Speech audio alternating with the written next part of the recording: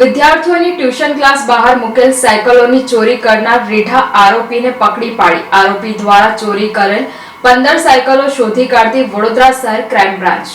વડોદરાના ગાજરાવાડી વિસ્તારમાંથી પોલીસે એક રીઢા સાયકલ ચોરને ઝડપી પાડી તેની પાસેથી જુદી જુદી 15 સ્પોર્ટ્સ સાયકલો કબજે કરી હતી. વડોદરા પોલીસની ટીમ અગાઉ ગુનાખોરી આચરનાર ગુનેગારો ઉપર વોચ રાખી રહી હતી. તે દરમિયાન ગાજરાવાડી મેદાનની સામે રહેતો અને અગાઉ સાયકલ ચોરીના ગુનામાં પકડાયેલો શ્રીકાંત છોટેલાલ સરોજ સ્પોર્ટ્સ સાયકલ સાથે મળી આવ્યો હતો.